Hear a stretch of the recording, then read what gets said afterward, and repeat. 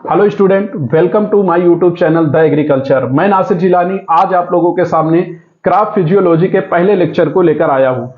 Crop physiology के बारे में आज इसका इंट्रोडक्शन, इसकी डिफिनीशन और एग्रीकल्चर में इसका क्या रोल होता है, इन सब चीजों को मैं आपको बताऊंगा। इसके अलावा जो लोग अभी तक हमारे चैनल को सब्सक्राइब नहीं किए हैं वो चैनल को सब्सक्राइब करें और बेल आइकन को जरूर प्रेस करें, जिससे आने वाली हर अपडेट आपको समय से मिल जाए। इस चैनल पर BSc agriculture semester wise lectures और उनके नोट्स प्रोवाइड कराए जाएंगे। जो लोग कॉम्पिटिटिव एग्जाम की तैयारी कर रहे हैं उनके लिए एमसीक्यूज और पीवाईक्यूज यानी मल्टीपल चॉइस क्वेश्चन और प्रीवियस ईयर के क्वेश्चन सॉल्व कराए जाएंगे और उनके लिए भी लेक्चर वीडियो के फॉर्म में और पीडीएफ के फॉर्म में स्टडी मटेरियल प्रोवाइड कराया जाएगा। बहुत जल्द ही टेलीग्राम पर चैनल बना दिया जाएगा। हर लेक्चर की नोट उस टेलीग्राम चैनल पर शेयर कर दी जाएगी। आप लोग लेक्चर नोट प्राप्त कर सकते हैं। तो बेसिकली चलते हैं अपने टॉपिक की ओर। आज हम लोग का जो टर्म है वो है क्रॉप फिजियोलॉजी। क्या है? Crop physiology. क्रॉप फिजियोलॉजी क्या होती है? बेसिकली प्लांट फिजियोलॉजी को आप जब समझ लेंगे तो क्रॉप फिजियोलॉजी भी आपको समझ में आ जाएगा। प्लांट फिजियोलॉजी ये होता है कि जिसमें हम लोग प्लांट के फंक्शन और प्रोसेस की स्टडी करते हैं। हम लोग प्लांट की वाइटल एक्टिविटीज जिसको जैविक क्रियाएं कहते हैं, जीवन संबंधी क्रियाओं का अध्ययन करते हैं। वहीं पर जब हम लोग इसको स्पेसिफिक कर देते हैं क्रॉप प्लांट के साथ तो ये कहलाती है क्रॉप फिजियोलॉजी। बेसिकली ये बीएससी एग्रीकल्चर के सेकेंड सेमेस्टर में फंडामेंटल ऑफ क्रॉप फिजियोलॉजी के नाम से सिलेबस में दिया गया है। तो चलते हैं अपने टॉपिक की तरफ। सबसे पहले हम लोग ये जानते हैं कि प्लांट फिजियोलॉजी होती क्या है। एक वैज्ञानिक थे जिनका नाम था Stephen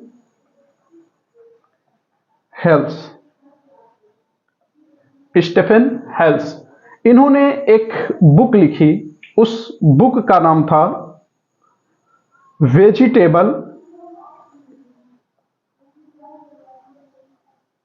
statics.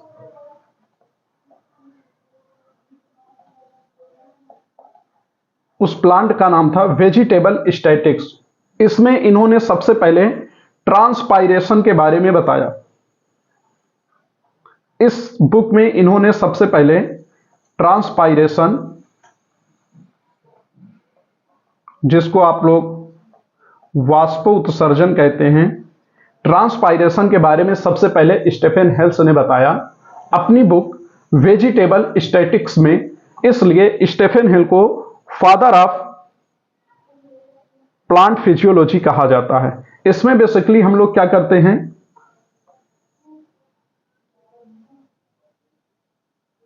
Plant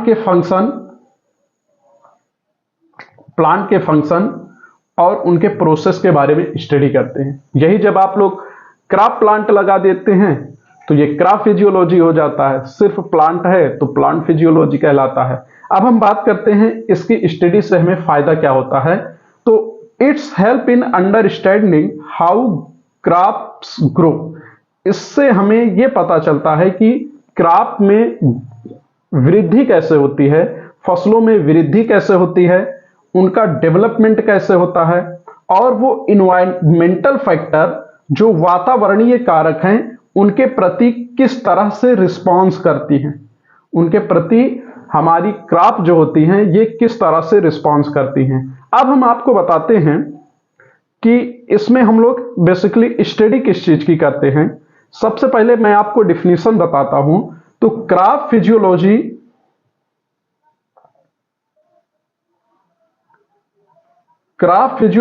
is branch of plant science, या हम कह सकते हैं एग्रीकल्चरल बॉटनी।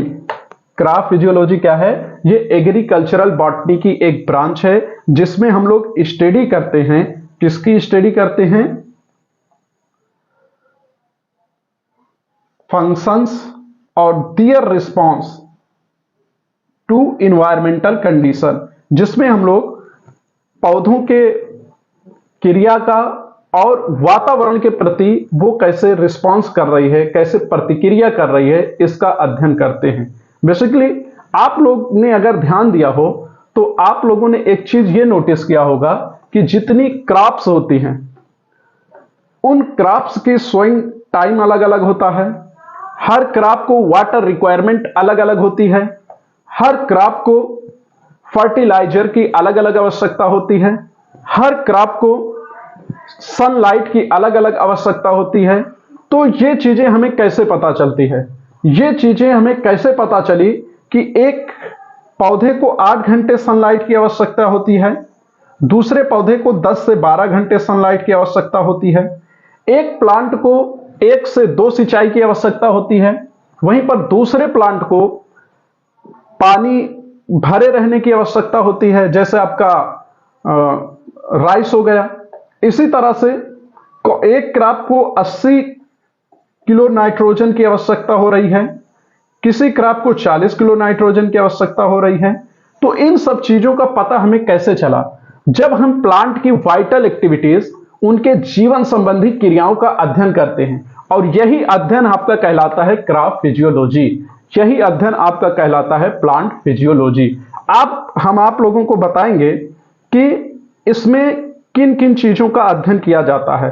आप तो इतना जान गए कि क्रॉप फिजियोलॉजी किसे कहते हैं। जब हम क्रॉप प्लांट की वाइटल एक्टिविटीज की स्टडी करते हैं तो उसे क्रॉप फिजियोलॉजी कहा जाता है। अब हम आपको बताते हैं ये वाइटल एक्टिविटीज होती कितनी हैं, वाइटल एक्टिविटीज होती कौन कौन सी हैं। तो वाइटल एक्टिविटीज को 4 ग्रुप में डिवाइड किया गया है।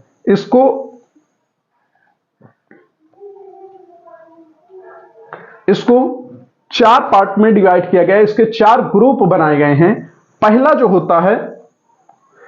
जो है वो है फिजिकल एक्टिविटीज, दूसरा केमिकल एक्टिविटीज, तीसरा फिजिकल एंड केमिकल एक्टिविटीज, और चौथा अदर यानी अन्य क्रियाएं। इन चारों एक्टिविटीज को मिलाकर प्लांट की वाइटल एक्टिविटीज कहा जाता है। इन चारों एक्टिविटीज को मिलाकर प्लांट की वाइटल एक्टिविटीज कहा जाता है। अब हम आपको बताते हैं कि फिजिकल एक्टिविटीज में कौन कौन सी एक्टिविटीज होती हैं, कौन कौन से इवेंट फिजिकल के अंदर आते हैं, कौन से केमिकल के अंदर आते हैं, कौन से फिजिकल और केमिकल दोनों हैं, और कौन से अदर हैं।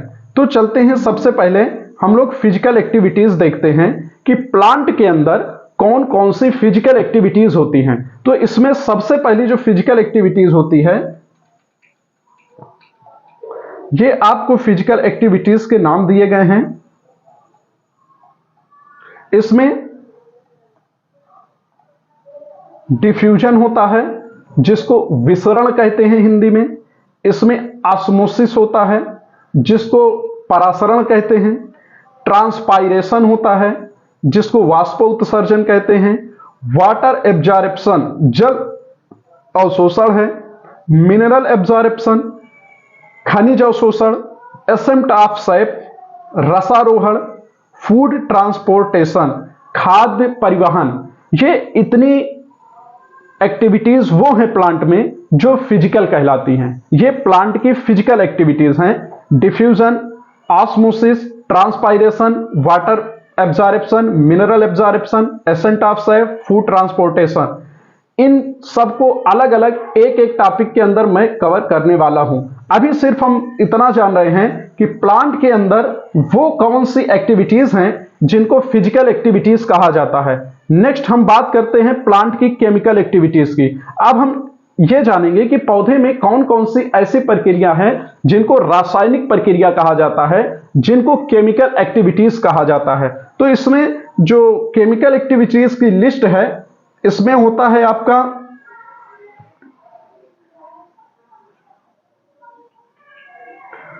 फोटोसिंथेसिस, जिसको आप लोग प्रकाश संश्लेषण कहते हैं।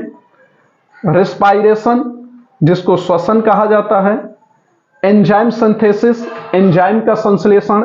Synthesis of protein, starch and fat. Starch का, प्रोटीन का और फैट का जो संश्लेषण होता है, ये भी पौधों की केमिकल एक्टिविटीज के अंदर आती है। पौधों की केमिकल एक्टिविटीज में कौन कौन सी चीजें शामिल होती हैं? Photosynthesis, respiration, enzyme synthesis, synthesis of protein, starch and fat. Next हम बात करते हैं पौधों की कौन कौन सी ऐसी एक्टिविटीज हैं जो फिजिकल और केमिकल एक्टिविटीज के अंदर आती हैं। पौधों की जो फिजिकल और केमिकल एक्टिविटीज हैं उनमें बेसिकली दो चीजें होती हैं, ग्रोथ एंड डेवलपमेंट। पौधों की जो ग्रोथ होती है, वृद्धि, और उनकी जो डेवलपमेंट होती है, ये चीजें पौधों की फिजिकल और केमिकल एक्टिविटीज होती हैं। यानी कि जब पौधों की फिजिकल और केमिकल एक्टिविटीज होती है तो उनमें ग्रोथ और डेवलपमेंट दिखाई देता है। अभी आपको ग्रोथ डेवलपमेंट एक चीज लग रहा होगा, लेकिन ऐसा नहीं है। ग्रोथ एक अलग प्रोसेस है, डेवलपमेंट एक अलग प्रोसेस है। अगर हम इसकी बात करें तो ग्रोथ जब प्लांट में सेल इलॉन्गेशन होता है, उनकी सेल का डिफरेंशिएशन होता है, सेल नंबर और शेप में सेल इंक्रीज होती है, तो उसे ग्रोथ कहा जाता है। ग्रोथ किसे कहते हैं? जब नंबर ऑफ सेल और शेप ऑफ सेल, कोशिका की संख्या और कोशिका की संरचना में वृद्धि होती है, कोशिका की आकृति में वृद्धि होती है, तो उसे ग्रोथ कहते हैं। और जब प्लांट में फ्लावरिंग और सीड फॉर्मेशन की प्रोसेस होती है तो उसे डेवलपमेंट कहते हैं। अब हम बात करते हैं कि पौधों में अन्य क्रियाएं क्या क्या होती हैं। तो पौधों की जो अन्य क्रियाएं हैं वो है आपका गैसियस एक्सचेंज, यानी गैसों का आदान प्रदान। आप सब जानते हो पौधे वातावरण से, इन्वायरमेंट से कार्बन डाइऑक्साइड को एब्जॉर्ब करते हैं और वातावरण में ऑक्सीजन को रिलीज करते हैं। तो ये जो कार्बन डाइऑक्साइड को एब्जॉर्ब कर रहे हैं और ऑक्सीजन को रिलीज कर रहे हैं, इसी प्रोसेस को कहा जाता है गैसियस एक्सचेंज। इसी तरह से आप लोग ये भी जानते हैं कि पौधे जड़ के द्वारा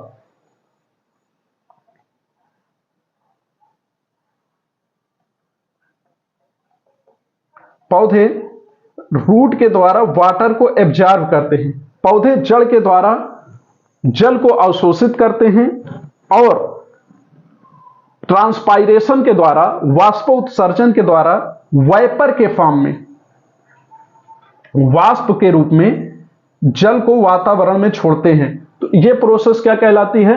वाटर एक्सचेंज। तो ये चार तरह की वाइटल एक्टिविटीज होती हैं प्लांट के अंदर। पहला physical, chemical, physical and chemical और अदर, जिनकी स्टडी हम लोग करते हैं क्रॉप फिजियोलॉजी के अंदर, या आप कह सकते हैं प्लांट फिजियोलॉजी के अंदर। तो फ्रेंड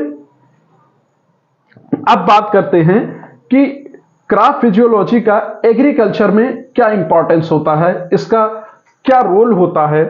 तो इस सबसे पहले जब हम पौधों की फिजिकल एक्टिविटीज को जान जाते हैं, उनकी केमिकल एक्टिविटीज को जान जाते हैं, उनके फिजिकल और केमिकल एक्टिविटीज को जान जाते हैं, ओवरऑल हम उनके नेचर को समझ लेते हैं, इन्वायरमेंट के अगेंस्ट वो कैसे रिस्पॉन्स करेंगे, इस चीज की जानकारी हमें हो जाती है, तो हमें क्या लाभ मिलता है कि एडाप्टेशन, प्लांट को एडाप्टेशन के लिए हमें एक फ्रेम मिल जाता है। हमें हर पौधे के बारे में पता होता है कि इसको कितने टेम्परेचर की आवश्यकता है, कितने पानी में ये सरवाइव कर पाएगा, न्यूट्रिएंट की क्या आवश्यकता है। इस सब को जानने के बाद हम पौधे को अच्छे से एडाप्ट कर सकते हैं। उनमें फोटोसिंथेसिस रेट को बढ़ा करके हम उनमें बेटर ईल्ड ले सकते हैं। इसी तरह से हम उनमें इरिगेशन मैनेजमेंट कर सकते हैं। जब हम प्लांट के नेचर को जानेंगे तो हमें यह भी पता चलेगा कि उन्हें जल की कितनी आवश्यकता होती है, उनकी वाटर डिमांड क्या होती है, हम वाटर मैनेजमेंट कर सकते हैं। और प्लांट ब्रीडर के लिए एक फ्रेम मिलता है ब्रीडिंग प्रोग्राम को सेटअप करने के लिए, जब वो प्लांट के नेचर के बारे में, उसके व्यवहार के बारे में जानते हैं। तो फ्रेंड आज के वीडियो में इतना ही, मिलते हैं फिर अपनी किसी अगली वीडियो में किसी नए लेक्चर के साथ। तब तक के लिए धन्यवाद।